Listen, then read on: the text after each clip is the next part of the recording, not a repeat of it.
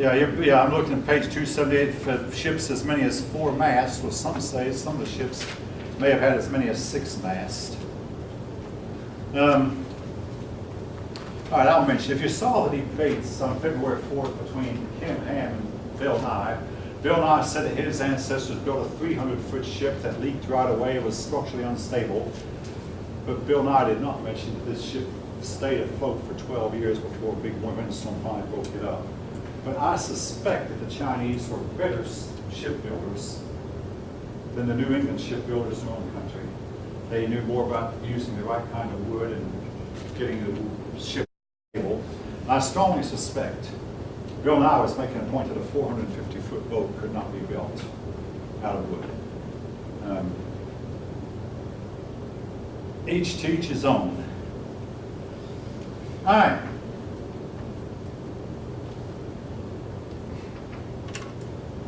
Society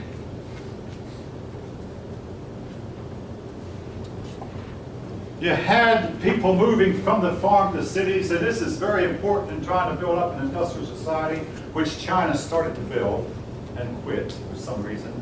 But then you had people move from farm to city, but unlike Europe, Europeans began to protect their cities, give them tax breaks. The Chinese did not. Europe seemed to encourage its people to move into cities, and European and Chinese people generally did not. So the cities in Europe possessed special privileges. The cities in China did not. And again, all this was to lead to China getting so far in its development and stopping.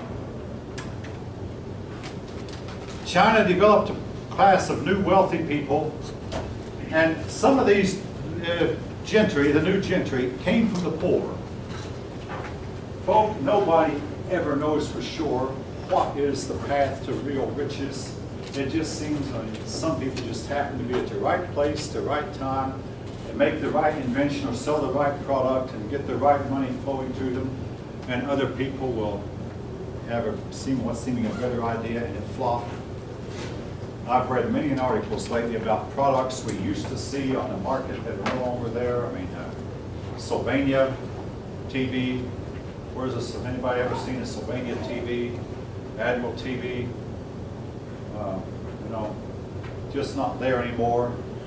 RCA, they're still in business, but a lot of this stuff. But so many companies. Spry Mosaic. Anybody know what I'm talking about? The first web browser was Spry Mosaic some 20 years ago, and I thought, hey, it's so great. I downloaded it, but it went by the wayside, folk. Netscape. Anybody ever heard of Netscape? Oh, okay, you have. Where's it at today? It's still around. It's still around? Yep. Okay, hey, you might can get on your computer. I haven't seen it in a long time. Oh, it's crap, but it's still there. Oh, yeah, it became obsolete. But it's difficult to know which one is going to go forward, which one weren't. And sometimes, folks, the worst product comes out on top. Hey, IBM did not make the best computers. They had a better marketing system, so that became the industry standard. In VCRs, Beta was a far better picture than VHS. But guess what? VHS won the war. Better marketing. Right place to right time. Europeans now chose Beta.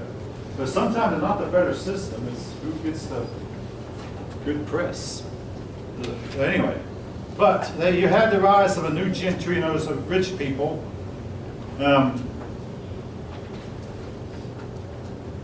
So sometimes the gentry did not form by accident of birth. Sometimes it came from the lower people, the lower classes, and people who worked their way up. The village, so much of China has consisted around its village from the beginning of time to now. And a lot of times your emperors would leave the villages alone and let the villages pretty much govern themselves. And most people in China had little to do with government, but the ones who did, oftentimes the government they had to do with was being a government official in a local village. Now, family. But actually, I must say this about the village architecture.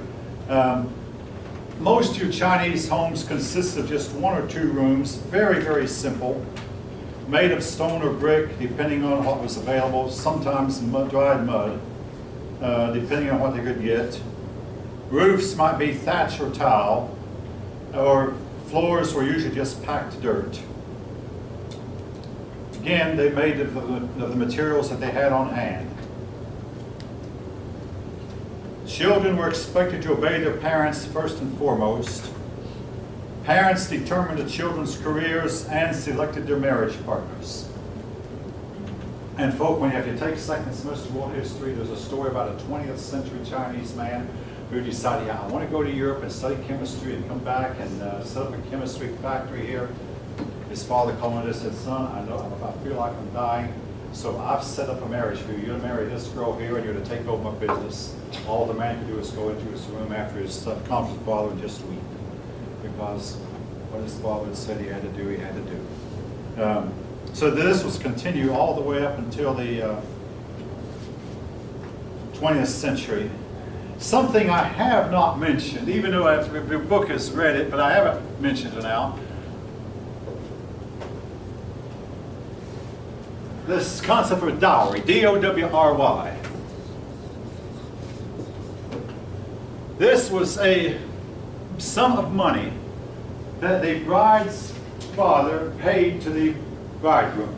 Basically, it's almost in the 21st century, it almost sounds like a man was telling a young man that, hey, I'm going to pay you money to marry my daughter. That's not what it was intended to be, but that's about what it sounded. When a daughter married, the father was expected to pay the new bridegroom a dowry. Some of that custom was still in the West. The bride's parents were expected to pay for the wedding when a wedding occurs. This is still a custom. It might be not as strong as it once was. Women,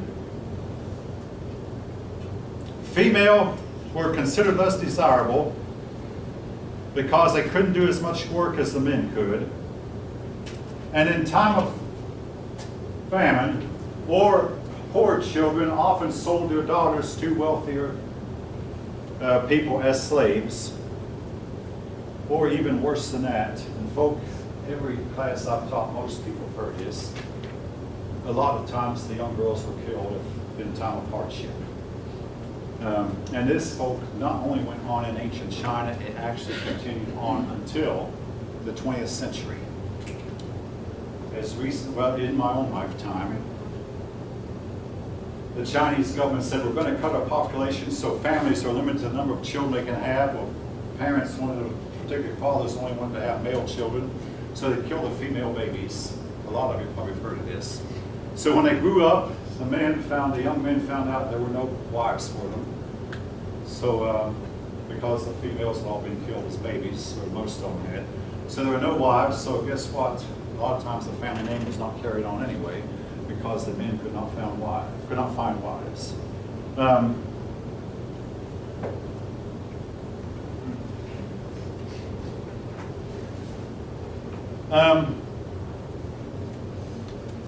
Under the Tang, things might have improved a little bit for some women. Something else that was started about this time, or your book mentioned the first time, is the practice of foot binding. Now, I had a student this morning say that foot binding was started when an emperor saw a young dancer with really small feet, and he decided he liked the small feet, so Chinese people began to bind their young children's foot, sometimes at a young age. Now, some sources will say as young as 6 or 7, some will say as young as the crib, to make sure their feet did not grow. This had the effect of crippling the women, but it also made them more subservient, guaranteed that the men would be the boss, the head of the house, and women would hold an inferior status. That was part of it. Another purpose, folks, it supposedly made the Chinese women look more attractive to the men. The practice of foot binding was to continue all the way until the communist government outlawed it in 1950. And your authors say that when they went to China in the 1980s, they saw women whose feet had been bound. Now, I had an American boy once, maybe more than once, say, I don't find a crippled woman attractive. Well, I'm an American myself. I don't either. But the Chinese men did. Now, folks, this is as plain as I want to get. Supposedly, the foot binding altered the shape of the legs to make the women look more attractive during the sex act. Again, that's as plain as I want to get.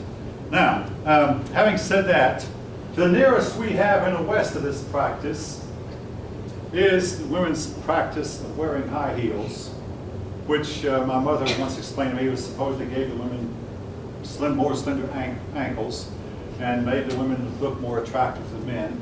The problem, though, that it had was it also led to corns, bunions, ingrown toenails, fallen arches, and a whole lot of other problems that women, in fact, when I was a child, I read articles in Reader's Digest that more than 95% of women in the country had problems with their feet. And they'd limp into adulthood, my feet were killing me. I don't hear as much of that anymore. Plantar warts, among other issues, plantar warts. I don't hear as much of that anymore, but today's women in America, when they wear high heels, I mean, I have 2 daughters, they wear high heels maybe less often than once a week, and only for a few hours at a time, and not enough to give them the problems that I'm talking about with the corns and bunions and fallen arches and ingrown toenails and plantar warts. We still have these problems, folks. Any podiatrist will tell you. They're still here. All right, let me pause. Anybody have any comments now? I mean, a lot of you seem to have been paying pretty good attention to which I'm glad of. Anyone have any? Like corsets. What's that? Like corsets, you know, whalebone. Yeah, well, now, corsets. yeah, I don't know if today's women do that as much, but when I was young, a lot of the women did. Like way back when, though, you know. Yeah, they well, did that even, I mean, as way back when, yeah, when I fashionable. was It's not a good youngster, for you, a lot of the it's women in not my good. high school and college class did wear them. Yes. I know the diary, was it, There was a sum was of it the money same as that a like father would pay to his daughter's husband. was it the same as, or similar to the Islamic one? Because the Islamic one It's gold. is the other way. Yeah. The man pays to the woman. I was unaware of that. The man pays the woman's To the father. woman's. The man pays the woman's, the man pays the woman's husband. In other words, okay, you're the father, like I am. I have 2 daughters. Yeah. If I were in those countries and one of my daughters got married, I have to pay the person my daughter married, the man my daughter married, a sum of money. It's called a dowry. Okay, so that was Chinese, right? The Chinese had, the Indian people of India practiced it. It's been practiced by a lot of societies down through the, I just haven't mentioned it, but it's been practiced by a lot of societies down through the ages. It's kind of opposite to what the Islamic people do. I suppose they do. I was unaware of it. Okay. Anyone else? Yes. So in regards to the steel, coal, cotton, gunpowder, was that just the Chinese who invented it, or do we need to know a certain dynasty that invented it? I just want you to know that the Chinese are credited with giving the world these things, not a certain dynasty. A lot of this came about during the Tang and Song dynasties, more the Tang than the others. I left out the Sui dynasty. They were brief and they were cruel. But a lot of this time period, this we're talking about, came about here. The gunpowder actually had probably gone all the way back to this period of chaos. And the Chinese gave it to the Mongolians, who in turn made better weapons than the Chinese had. Initially, gunpowder was nothing more than put some powder on the end of a stick, light the stick, and then throw it at your enemy and try to set your enemy on fire, especially when your enemy was wearing leather shield, carrying a leather shield and wearing leather armor. It could burn him alive. But then they learned that it could be used to make artillery, cannon. And folks, you might think a cannon is a simple device, but actually to perfect it, to get it to work, took generations. I mean, you have to get the bore right and learn how to get it. You have to make sure the thing doesn't blow yourself up when you're trying to fire it. So you have to make it heavy enough, strong enough to withstand explosion. Then you have to get the ball to where it will, you have to get the powder to the right chemistry to where it will make a really rapid flame that will send a cannonball flying hundreds of feet, and the ball will be effective, will hit pretty hard when it hits hard enough to destroy something. Then eventually, the cannon was invented first, then came the handgun. But all that took some time, because even with a handgun, you have to make sure that the thing doesn't blow you up. And as recent 1800s, General Fremont bought some rifles that would shoot the thumbs off the person who fired them. They would kick right back and take your thumb right off. So, you know, it's these weapons we take for granted actually took generations to develop, and they're still being developed. So essentially, the Chinese invented them, as has happened to so many of their inventions. Other people took up the idea and made it better. Well, yeah, the Chinese invented the shoulder harness of the horse. I may have mentioned this. In the old days, they put the harness around a horse's neck, and one of the animals would get choked when he pulled a plow or pulled any kind of load. The Chinese said, hey, put the harness on his shoulders, away below his neck. He can pull a much, much stronger load and do it without choking himself to death. Again, it seems like common sense, but it took mankind a while to learn that.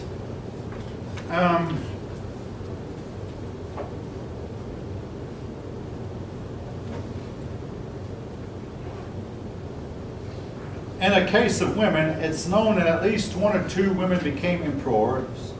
Here's how they do it. They would marry the emperor, and then the emperor would die and leave a small child and to be his successor. So the mother would take over, the mother of this child, and she would rule kind of through the child's name, but often she would wind up getting rid of her own son so that she could become the head. If she could get the right persons on her side, get the right prime minister, the right generals, the right people on her side, it could happen, and it happened about 1 or 2 times in Chinese history.